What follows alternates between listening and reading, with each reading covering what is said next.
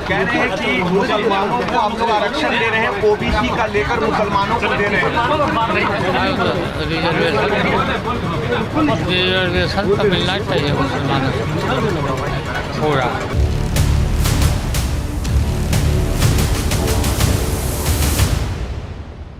बिहार में चुनावी साल चल रहा है और इस रमजान में अगर तुष्टीकरण की राजनीति न हो तो रमजान का मतलब ही क्या। मुस्लिम समाज के लिए रमजान महत्वपूर्ण है, लेकिन भारतीय सेकुलर समाज के लिए अति महत्वपूर्ण है। नमस्कार, मैं अभिषेक, आप देख रहे हैं द पैम्फलेट। ऊपर से बात बिहार की है। देखिए, समोसे में आलू है, बिहार में लालू है, इफ्तार में समोसा है, इफ्तार पर लालू जी को भरोसा है। यह सेकुलर भारतीय राजनीति का गोल्डन रूल है। बात बिहार के पॉलिटिक्स की हो और इस पॉलिटिक्स के प्रमुख चेहरे लालू प्रसाद यादव की बात न हो तो ऐसा कैसे हो सकता है। लालू जी ने रविवार को इफ्तार पार्टी का आयोजन किया। बड़े शानो शौकत से पंडाल तैयार किए गए थे। आयोजन ऐसा कि मानो लालू प्रसाद यादव कल ही स्वयं को मुसलमानों के सबसे बड़े रहनुमा घोषित करने के लिए तैयार बैठे हो। और हो भी क्यों ना, ये वही लालू यादव तो हैं जो इस वोट बैंक के लिए हिंदुओं को और हिंदुओं के त्योहारों को कोसने के लिए तैयार बैठे रहते हैं।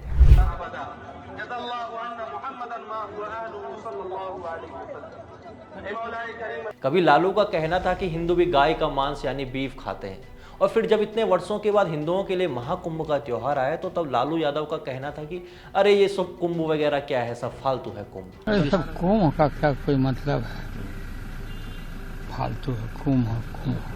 कुंभ को फालतू बताने वाले आज इफ्तारी के मांस के मजे ले रहे हैं।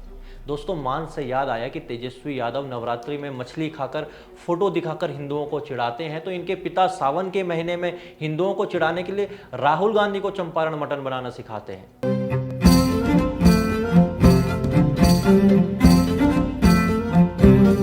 सही है, सावन में मटन बनाया और वीडियो जारी न किया तो हिंदू जलेंगे कैसे। सोचिए कि मटन और वह भी चंपारण, वही चंपारण जहां गांधी जी ने पहला सत्याग्रह किया था, वही गांधी जी जो मांसाहार के खिलाफ थे। लेकिन फिर सोचे तो लगता है कि वो ओरिजिनल गांधी जी थे। चंपारण मटन बनाना सीखने वाले राहुल गांधी हैं। कुछ लोग चाइनीज गांधी भी इनको कहते हैं, लेकिन बात तो एक ही है, राहुल कहें या चाइनीज। लेकिन फिर याद आता है कि लालू जी का गांधी से वास्ता ही क्या। गांधी जी बकरी का दूध पीते थे और लालू जी बकरी का मांस खाते हैं, तो उनका गांधी जी से क्या ही वास्ता। उनके प्रेरणा स्रोत तो जिन्ना होंगे। हम ऐसा इसलिए कह रहे हैं क्योंकि आरजेडी की नीतियों में मुस्लिम लीग की झलक दिखती है और हिंदुओं की भावनाओं से उसे क्या ही लेना देना। और समुदाय विशेष के लिए वो सब चीजें करने के लिए तैयार है जिससे वोटों का ध्रुवीकरण हो सके। यहाँ तक कि एक बार लालू यादव ने मुहर्रम के ताजिया जुलूस को अपने घर पर बुलाकर इमाम हुसैन की शहादत को याद भी किया था। बाकायदा उस दिन लालू प्रसाद यादव ने काले कपड़े भी पहने थे।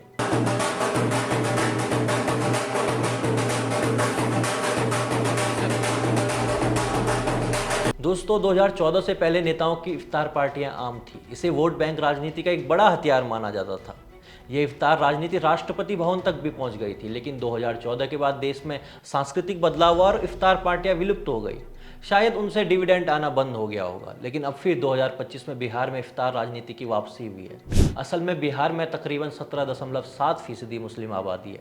प्रदेश की 243 विधानसभा सीटों में से 47 सीटें ऐसी हैं जहां मुस्लिम वोटर निर्णायक स्थिति में हैं। इस तरह मुस्लिम समुदाय बिहार में सियासी रूप से किसी भी दल का खेल बनाने और बिगाड़ने की ताकत रखते हैं। अब यही कारण है कि लालू प्रसाद यादव इस समय इस समुदाय के लिए फ्रंट फुट पर खेल रहे हैं।